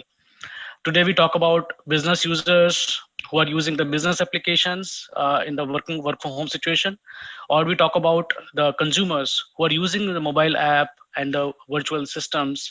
In fact, they're accessing the virtual stores by not going in the market. So there's a dramatic shift and there's a drastic shift in terms of the UI, UX, and the customer journey perspective. The future of UX itself is being redefined by having the latest technology, and we heard about David talking about the AR and VR systems as well. So the consumers is having AR, VR. In fact, currently we are talking about the 3D platform on which we are currently, all of us are on there. So there's a lot of shift on the design perspective, from the customer journey perspective we are experiencing, and it's interesting as well. In fact, thousands of people are accessing the platform who are using the 3D platform. So there's a huge paradigm shift on that. And people are talking about the virtual bots, the AI. The AI is playing a huge role. We're talking about the virtual contact centers, the voice-based contact centers. So the overall journey itself of the consumer is dramatically changed. So with that, in fact, there's a huge shift in the design industry as well because of the situation. There's a huge demand, and there's a shift in the design systems as well, which people are experiencing. The organization like Adobe, we have shifted, and we have actually hosting most of our platform on the Spectrum, and that kind of complex, because of the complexity of the applications, because of the complexity of the collaboration between the teams, it has become very, very critical to have the robust design systems and collaboration in place. So with that, I would like to invite our eminent speakers, the design industry stalwart in this forum, who are the eminent panelists for us for this discussion today, and we are going to talk about their experience, their views on the design changes, on the customer journey experience perspective. So I would like to invite Mr. Hari Nallan. He's the founder for Think Design. Good evening, Hari, and welcome to the forum. Hi, thank you, Puneet. Thank you so much for joining. I would also like to invite Mr. Saptarshi Prakash from the Swiggy. Hey everyone, thanks for the intro, Puneet. Thanks, Saptarshi. And Saptarshi drives the consumer design at Swiggy. And also Mr. Prashant Shanmugam, who is the product designer at Microsoft. Hey everyone, thanks for having me. Thank you so much, all three of you, and we're delighted to have you in this discussion today, and would like to understand from you on your perspective, on your experience, and would like to share. I would like to understand how we can take it forward. So with that, I would like to ask my first question to Mr. Hari. Mr. Hari, after COVID-19, which has proven accelerator for most of the design organizations, most of the design companies, what changes you have been observing with this situation and the new normal? What is the impact of product design in your industry? Yeah, that's a very relevant question. In fact, the change has been a continuum since March last year, and it's even rapid now. But if I have to compare this month, right, 5th of February, precisely I was going to US on business a couple of days back last year, okay? And now there's a huge, everything changed, everything. When I say everything, starting with the process, the way we work, which earlier used to be, and I come from the agency background, so we would work on a particular agreed upon brief, we would conduct workshops physically, we would generate concepts and have elaborate presentations with clients. All of that changed. We have a synchronous way of working now. The large workshop topics are broken down into smaller chunks, and we discuss key topics over extended periods instead of one day where all the stakeholders are in. Starting with that, the process has changed. The journeys of users have changed. You already talked about that, which means the kind of products we are building has changed. Then the tools we use as well has changed. Of course, Adobe being one of the foremost tool in UI UX design, that stays, but collaboration tools, because now everything is going on online. For chatting, we use Google Suite internally, but we are also on Slack, and there are so many other tools. Whiteboarding, we use Miro and so on. There's a shift over there as well. And by and large, even in terms of the expectations, the turnaround times of the concepts, when you have ideation today, concept should happen in the next 24 to 48 hours. That's also another major change. Earlier, what would be a kind of weekly cadence has almost become daily cadence. Great. Thank you so much. I think this is really insightful. My next question would be from Mr. Saptarishi. And Mr. Saptarishi, since Swiggy is one of the famous, I would say, popular food platform, especially in the COVID situation, how it has impacted your industry from the UI UX perspective? Because after the new normal, I believe the trend of having the food and the food apps is definitely going to play a big role, and especially the talk technology. When talk about AR and VR technology, do you feel is it going to make any impact in your industry, or what is the experience, or what are the changes you're experiencing from your industry perspective? Well, I would say the impact has already been made to a good extent. So, last whole year when we went into lockdown, there were many industries which faced some setback. But fortunately or unfortunately, in the food industry, it was the other way around, because no matter what happens, you would still need your food. And there are a large number of people, especially the students or young professionals who depend on Swiggy on a daily basis for their food. So there was no way, we had to, shut down or anything, not at all. Of course, there was a dip in the number of orders in between. But along with that, it also unlocked many other things, right? So we did have plans of doing a lot of things, say, over 2 or 3 years. But then when COVID happened, it accelerated everything. What was planned for, say, the next year or the year after that had to be done right away, because it felt like the right time. The newer verticals that we ventured into, you probably see groceries, you probably see concierge services, pet food, medicines and all. All these were accelerated because we felt the need of it, right? But along with that, we all were at home from a design perspective. So which means design is a collaborative process, right? We all know that. So it involves a lot of talking, discussing, and getting feedback from people. But then when we were at home, all these things were expected to take a bit of hit. But fortunately, it didn't take so much of a hit because of all the wonderful tools that we have, be it Google Hangout or Slack, or designing tools which can seamlessly run over browsers so that multiple people can work together. We get a call and we are working and we are discussing at the same time. I would say our whiteboarding took a bit of a hit. Yes, tools like Miro and all exist, but I wish there was some way or some technology using which we could get the feel of the real whiteboarding that we do, where we are just dumping what we have in our head on a board and get it done. But overall, I would say last whole year was fun. I have nothing to complain about. I personally didn't see any dip in productivity, at least in our team. We have shipped a lot more than what we usually do, and hoping for another fruitful year in 2021. Great. So guys, just to add also, we have Vivek Joel also, who's joined us as a part of panelist. And Vivek is from UI UX. He leads the UI UX in the Flipkart. So welcome to Vivek as well on the board. Thank you, Puneet. Thank you so much. So Saptarishi, thank you for replying that. In fact, just to ask one more thing here. So did you also experience any kind of friction between designers and developers? As you mentioned that collaboration is going to be the critical, and that actually took a lot of challenges. So how was the friction between designers and developers from your perspective? Well, whether we are working from office or we're working from home, there's always, a Tom and Jerry sort of fight between designers and developers. It's like, an inside joke, which we keep saying all the time. But, I think everyone was very receptive. They knew that things are not like the way it is, right? So even though we argue about a lot of things while in office, but we at the end of the day are colleagues, we are friends. So we are all understanding of the fact that I cannot sit in front of you and give you some input, which I otherwise could have been. So they understood all these things. A bit of problem would be for the people who got onboarded during the lockdown, who aren't, say, used to the way of working we were always into. So for them, maybe, getting used to a new environment in a place where you are just listening to someone or seeing the other person in front of a screen was a bit of a challenge, but then nothing that I would say was that big a problem.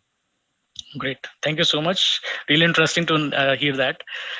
In fact, if I go to Prashant, and possibly the similar situation with Prashant must have also faced being Microsoft, and I'm sure they must also have the complex design system. So Prashant, in Adobe, we have pretty complex XD design system, which we use Spectrum. I'm sure you must have heard about it. So I would like to understand how you guys are managing your complex design systems and how robust it is. We have a design system called Fluent, which is open to public, and we have been building on top of that. We have a team dedicated to be working on that. I think recently what we have started doing is that to introduce a lot of inclusivity in our designs while creating the design systems, so that it kind of scales to all our existing applications as well as the new applications. So I think every other company is kind of trying to go behind the next billion users. So everybody has a dedicated team or maybe a team named as NBUs, right? So the first billion users are always easy to capture with your basic designs and the patterns, but to capture the next billion, it's kind of very tough. So that's where the high level of accessibility and inclusivity in all your design patterns and your components come into place, right? So that's the challenge that we are currently working on from the design systems perspective. And the design system is kind of growing and kind of evolving into a very nice thing, I would say, internally. We have opened a part of it to the public, but still we have a lot of things still being reviewed and iterated internally. And so I think the main advantage of the design systems, at least in Microsoft, is that every single app or every product that Microsoft releases has almost similar components, which are kind of which kind of addresses the recognize and the recall law of UX, right? So everybody can easily recognize and start using it. So I think we want people to kind of download and quickly start using it, and then they don't have to take time to do that. So and it also helps us reach customers faster. So we had a new product called Microsoft List, which I was working on. We started off in last December, like 2019 of December, and then we released the whole product in 2020 December. So it was hardly less than 11 months we were from a concept stage to a prod, and it was in the hands of users. So the huge catalyst for the entire process, I would say, was the design systems, because we also had all the components in code, so that we had it was just a plug and play thing. So whatever the designer designs kind of is very easy for the developer to pick, and then just bind the data in and then just give it to the user. So it was very easy, and it's actually helping us a lot, I would say. So yeah, I think the main problem that everybody complains about design system is that when there are a set of components, the whole creativity of the designer goes away, which is not the case, because we always there are always edge cases. There are always scenarios where the design system might not fit in. So we always kind of come up with a new solution, take it to the design systems team, and then they kind of review it. Again, we add them to the design systems, and then it kind of is taken forward by the next product designer who's gonna use it in a different product. So yeah, I think as far as it's concerned, it's always evolving, it's always changing, and the whole company is kind of getting used to the. Great. Yeah, absolutely. I think I completely agree with you on that. A lot of users still are not comfortable using the design system, but yeah, it's evolving process, and it keeps on evolving over the period of time. Thank you so much, Prashant. My next question is with Vivek, and I think it's going to be a little more interesting question because he has joined in the last. Vivek, Flipkart being one of the pioneer on the e-commerce platform, what do you feel, especially in the current situation? The AR, VR is going to help the users. Are you experiencing this kind of demand, especially from the users in the new situation? Sorry, Vivek, we can't hear you. Maybe you're on mute. Sorry for that. Yeah. So if you look at how we have evolved in technology, or the or in terms of internet, right, or the web, initially we started with just having information, a lot of information on the internet, and which moved to being more transactional, right, or more I would say conversion led, right, when just people were looking at increasing their revenues, how to sell, how to make that entire process seamless and all, right? The next level that we see, at least in e-commerce, is making things real for the user, right? And that's where I see AR and VR playing a huge role, right? Even voice for that matter, right? So making it more inclusive, and making it more real for the user, because and as Prashant was talking about the next billion user, or the next 100 million users, we call it here, right? For them, it becomes even more important because they are people who might not understand technology as in they have not grown with technology, but this will be presented to them in a very evolved manner, right? So I think AR and VR would really be and voice, of course, will be a great media there, right? Coming to retail, if you look at AR, VR, I do see a lot of scope. And I would call out a few things like try and buy, for example, right? So people especially in the industries like furniture, wherein you want to see products, how they look in your home before you really buy it, right? Or in the beauty industry, wherein you can put over that makeup, and you can see how exactly it will look, right? And I think I see a fantastic use in the situation that we are in, wherein very few people are comfortable actually walking out of their homes and visiting physical stores. Now at this point in time, it becomes even more important for us to get in technology, which basically gives a real experience, real-time experience to the user. Yeah, in fact, I'm little confused, and I want to understand what will be the new normal for the UI UX industry, and possibly our panelists can help us to understand and give more views to the users. What will be the new normal for UI UX? So I think new normal, as I said, right? It is all normal, right? And things are evolving. It's just that there's something called COVID that has hit us recently, and there's something which is I would say which has gotten a little more of friction of people really getting out of their homes, right? But it has really helped the internet industry or the online industry to scale up in various ways, right? In terms of new normal, I would say again, as the previous answer that I gave you around AR VR, I think it's going to be more about real-time experiences sitting at the home, right? So it will actually, earlier it used to start with technology and then move towards how do we use that technology. I think today it's more about user, right? How do we study the user, try to know the user more, what exactly are they looking for, and then figure out technology parallelly, and then try to use that technology to be able to intelligently design for our users, right? Design those experiences for our users. Got it. Yeah, I think this is really interesting, and as you mentioned, it's going to be really new thing which is going to happen.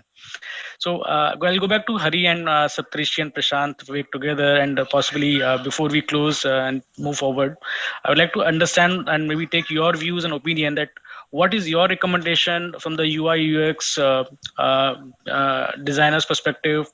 What is your recommendation? What do you think that what is going to happen in the current future, and what are the things we need to take care of that? Yeah, shall I go? Yeah, please. Yeah, please. sure. Go ahead. Yeah, so coming to that, that new normal question that you asked, and what is new for UI UX designers, currently, one thing that I see, which is a trend to stay, is designers collaborating across different regions, different countries, across the borders. Which is in our case also very, very real. It's happening as we speak, which was much more difficult before. So the entire world has now opened up. You could have designer anywhere in the world and work with them, because we got adjusted to it. We know that we don't have to really. It's really important to physically meet. We are finding tools. The second thing, since I'm talking about tools, there'll be a plethora of new tools that will come for us to help in the space of collaboration, because there is a gap. We do have, Miro boards of the world and all of that. They're inadequate in terms of features. It's hard to still get the experience that is equivalent of whiteboarding, having say 20 people in a session and going from one person to the other and having those kind of conversations. There will be tools that will be innovated. That's also going to be a very real new normal for us. Yeah, Saptarishi, what's your views? Yeah, the new normal, I mean, we have been hearing about that. I think we are already in the normal, like what Vivek was saying. So if you're in Bangalore and you step out, you will get stuck in traffic jam, literally, right? That's the kind of things which is happening. But what I feel is, to add to what Hari had said, this entire lockdown or COVID has taught us some things which we otherwise probably wouldn't have learned had it not happened. Now we know that it's possible to run a company effectively by sitting at our respective places. We don't always have to be at a place. So, what I see, after talking to various friends and of course the kind of decisions that are being taken at Swiggy, I feel no company is ever going back to a model where we are 100% working from office. Right. I've heard of companies which are going 100% remote. And then also there are companies which are going to function in a hybrid model where, maybe 2 or 3 days you go to office, the remaining days you work from home, or you go on a need basis. I have an important meeting or I have a whiteboarding to do. I go to office, otherwise I continue from home and so on, right? And regarding technology, like whiteboard, I had mentioned in my previous thing as well, and Hari also had to agree to it. I really wish, and I've also heard, AR and VR being spoken during the other discussions. I really wish, if I could maybe put on some glasses and have my piece of physical whiteboard here, my teammate has his or her piece of physical board there. We are writing in our respective boards, but then we are seeing what others are writing as well. We are seeing their marks, their opinions, and at the same time, we are hearing what they're saying as well. So, if that happens, I think that would be a great translation or a mimic of how a whiteboard session really happens in office.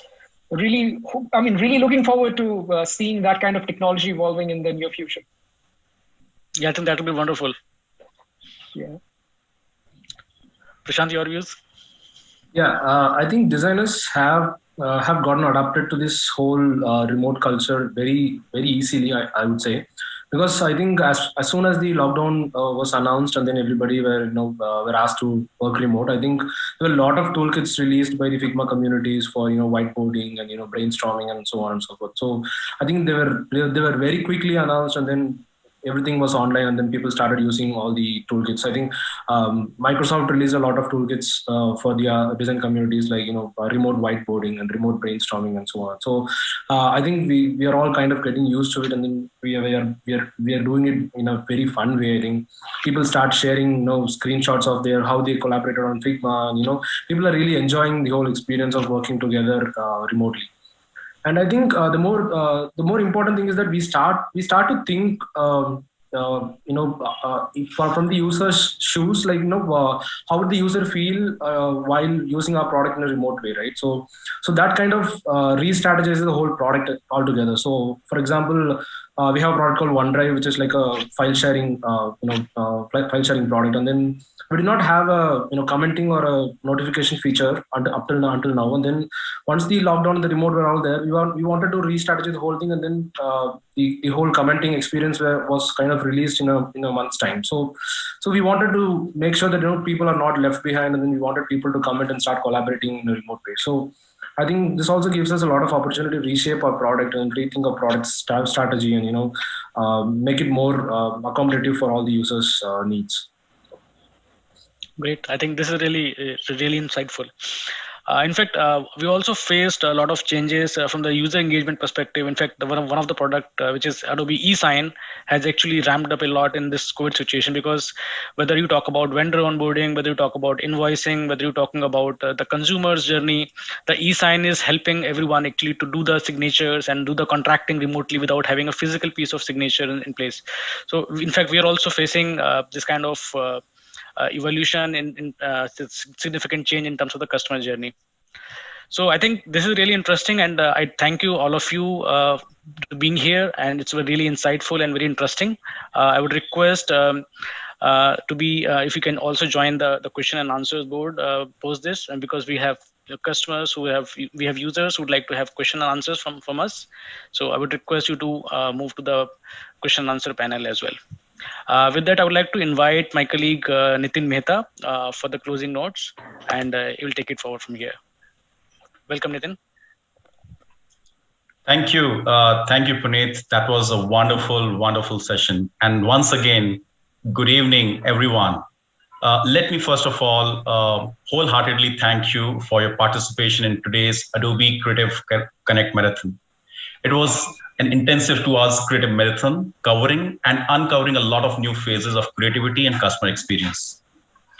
Girish mentioned in the starting of this event that digital interfaces are evolving from content containers to conversations. user experience, and 3D has gained new heights when it comes to delivering immersive customer experiences. Today, most companies have made user experience as a strategic differentiator and a priority. He also shared about the changing trends across various different industries and how enterprises are scaling their creativity to deliver better customer experience, and especially post-pandemic. In the keynotes from the legendary actor, author, and mentor, Mr. Anupam Kher,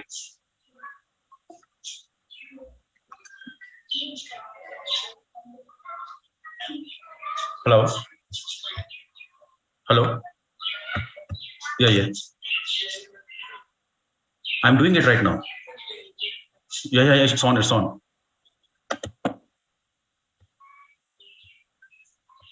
Sorry, there was some disturbance. My apologies for that. So in the keynotes from the legendary actor, author, and mentor, Mr. Anupam Kher, he shared his perspective about how Creative Connect is critical in today's world to discover the creative self, and also the role of technology in these trying times to enhance creativity.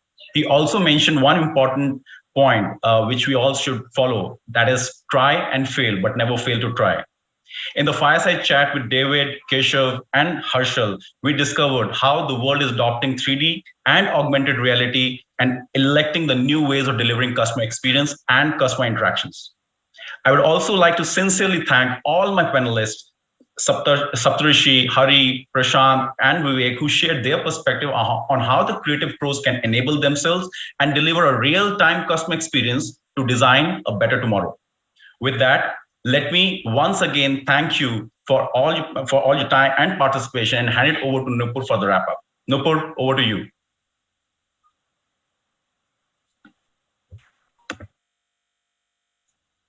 Thank you, Mr. Nitin.